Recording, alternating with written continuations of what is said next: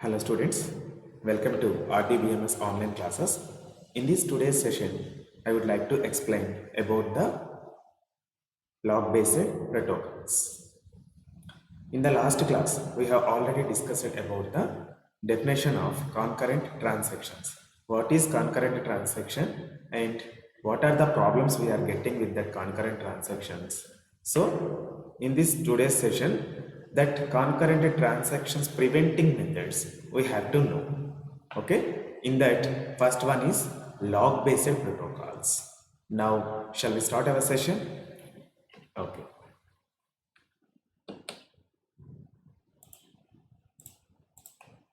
So before going to learn about the log-based protocols, just once again we have to remember about the what is concurrent transaction. So data concurrency is the ability to allow. Data concurrency is the ability to allow multiple users to effect multiple transactions within a database. Simply, data concurrency allows multiple users to access data all the same time, all at the same time. Carefully observe. Which is the database we have? Which is the database we have? The database accessing by multiple transactions at same time, multiple transactions at same time. So that type of transactions are called concurrent transactions. When more than one transaction is coming to database to access the data elements at same time, then that type of transactions are called concurrent transactions. Okay, then what are the problems we are getting with the concurrent transactions? Lost updates, uncommitted data, uncommitted dependency of data, non-repeatable read, incorrect summary issue. So these four are the concurrency problems. In the previous class, we have already discussed briefly about these problems of the concurrency, about these problems of concurrency. And in this today's session, how to control the concurrent transactions. In this today's session, we will learn about the how to control the concurrent transactions. Okay, so to prevent, to control the concurrency, to control the concurrent transactions, we have to use different types of control protocols, different concurrent, different concurrency control protocols we have to use. Okay, and how many types of concurrency protocols we have? There are three types. What are they? Log-based protocols and timestamp-based protocols, and finally optimistic concurrency control. So these three are the main protocols to control concurrent transactions. To control concurrent transactions. First one is what? Now let us understand about the first one, log-based protocols. In this type protocols, any transaction, in this type protocols, any transaction cannot read or write data until it acquires an appropriate lock on it. Lock on it. Nothing but. So, log-based protocols are used to maintain the logs on the database, maintain the log system, maintain the log system on the database. So in this type protocols, any transaction cannot read or write, any transaction cannot read or write operations on the data until it acquires an appropriate lock on it. Okay, so before going to learn log-based protocols, first we have to know about the types of logs. How many types of logs we have? Mainly, there are two types of logs. The first one is binary logs and second one is shared logs or exclusive logs. Now let us understand about the binary log. So especially we have two types of logs. The first one is binary log, second one is shared log or exclusive logs. So now let us understand about the binary log. What is binary log? Binary logs are the logs Binary logs are the logs that consists of two states. Locked and unlocked. Locked and unlocked. By default, binary logs are available with the database. By default, the data is already using binary logs. Okay, but that is also disable mode. That is also in disable mode. So carefully observe, binary values 1 and 0 are used for representing locked state and unlocked state. If the lock is equal to 1, then it is in locked state. If the locked value is 0, then it is in unlocked state. Nothing but true or false. If lock equal to true, if lock equal to 1 means, if lock equal to 1 means it is in locked, the database has locked. If lock equal to 0, it is false state, it is in false state, nothing but unlocked state respectively. Got it? If a data item is in locked state, then it implies, if a data item is in locked state, then it implies that it cannot be accessed by any requested database operation. Nothing but if the data item is in lock possession, data item contain lock, so in that case lock state. So if the data item contain in lock state, then it will not allow to modify or to update or to delete or to insert a new value in that.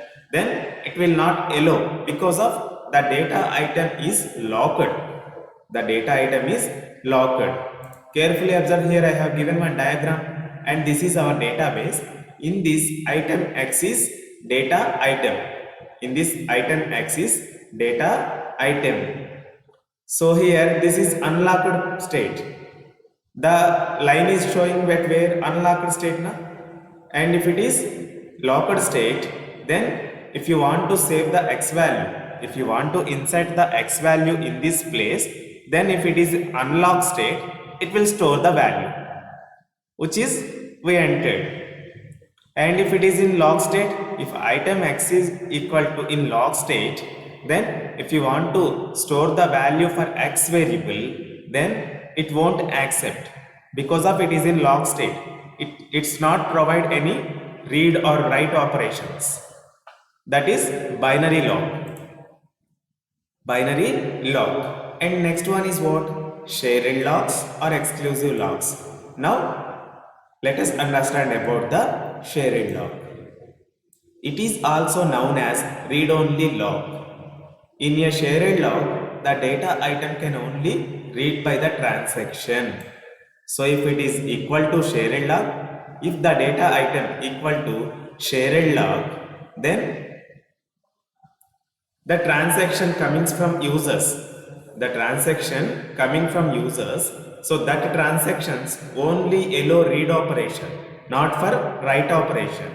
So if the log equal to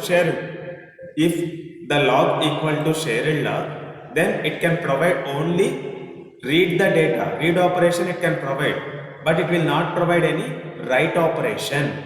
Okay, so that is the meaning of shared log. It can be shared between the transactions because when the transaction holds a log, then it can't update the data on the data item. Okay, so if two transactions are involving,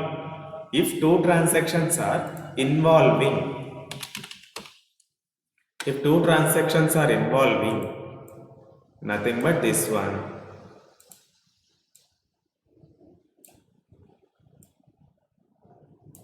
If transaction 1 and transaction 2, both the transactions are trying to access on same data, but if it is equal to shared log, the data item is nothing but this one. The data item is nothing but this one.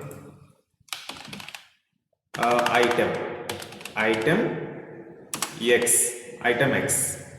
So this is our database. Carefully observe.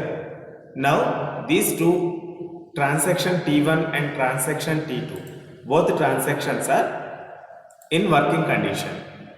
Both transactions are trying to access this item of X. Now what is the definition here? It can be shared between the transactions. So if the data item is equal to, shared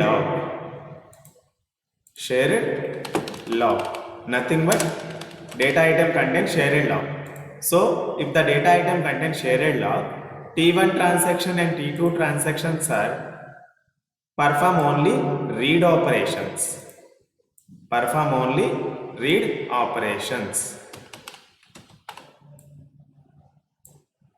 So these two transactions are perform only read operations. Read-only operations. Got it? So, carefully observe. The next point is what? It can be shared between the transactions. It can be shared between the transactions because when transaction holds a log, that it cannot update the data on the data item. So here, transaction 1 is locked with this. Transaction 1 is locked X variable, locked X data element, and T2 cannot be read in that case. Nothing but if it is a shared log, T1 can read the data and T2 also can read the data, no problem. While reading time, there is no problem. But T1 is assigning the shared log to transaction 1 is assigning shared log on data item of X.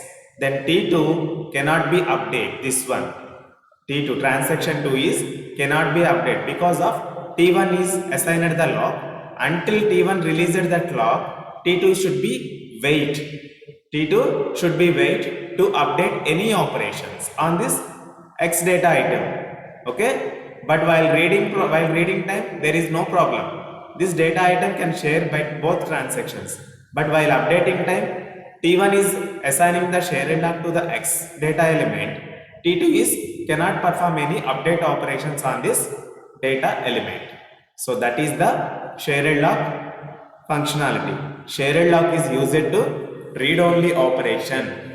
Shared log is used to read-only operations for any transaction. Because of while reading the data, there is no problem. But while writing the data, we will get lot of problems. Okay? That's why. Exclusive log is what? Second one. Shared log or exclusive log. So in shared log, it is only provide the read-only operation, but in exclusive log, data item it can be both read as well as written by the transaction. Nothing but read and write operations also it can perform. If the log equal to exclusive log, instead of using shared log, if you use the exclusive log, then T1 is assigned this log and T2 is also can do the read and write operations. So that is the difference between exclusive log. This log is exclusive and in this log multiple transactions do not modify the same data simultaneously. Carefully observe. T1 transaction 1 is assigned exclusive log on this X item, on this X data item. But until T1 transaction complete their operation, T2 should be wait. After that, when the T1 releases the transaction, then T2 is ready to execute, ready to update this X variable on this database. So that is the meaning of this one. But at a time, do not give any chance to access the same data. Okay, T transaction 1, transactions 2. If the log is assigned, then automatically transaction 1, first transaction will execute first time and second transaction will execute after the first transaction only. Got it? So these two are types of logs. How many types of locks we have? There are two types of locks. The first one is binary lock and second one is shared lock or exclusive lock. In binary lock, there are two types of operations it should be performed. What are they? True or false. If the lock equal to 1, then it is unlocked, it is locked. The data item is locked. If the lock equal to 0, then the data item is in unlocked state. So that is binary lock functionality. If it is a shared lock, it can provide only read operation for all transactions. For all transactions. But if it is exclusive lock, if the data item contain exclusive lock assigned by one transaction, then that transaction can give the chance to read the data as well as to write the data also. Okay? Right. But if the lock is assigned by transaction 1 and until the transaction 1 completion, until the transaction 1 complete that their operation, then the transaction 2 should be waiting state. Should be in waiting state only. So these are types of locks. Now let us understand about the two-phase locking. These two are log-based protocols. In these types of protocols, any transaction can read or write data until it requires an appropriate lock on it. Okay? Can read or write the data until it acquires an appropriate lock on it. Lock assign chese varaku kuda it will give the read and write operation. If you apply the lock on the data item, then it will provide the read operation or write operation. Okay. Next, log based protocols we can start. Again, log based protocols. Now we have known about the types of logs. Now let us understand the two-phase locking protocols. So this is also one of the log based protocol. Before we have learnt about the types of logs. Now we have to know about the log based protocols. The first one is two-phase locking. Two-phase locking. The two-phase locking protocol divides the execution phase of the transaction into three parts. Two-phase locking. Three parts. Two-phase locking has divided into three parts while executing time. The first one is what? In the first part, when the execution of the transaction starts, it seeks permission for the lock it acquires.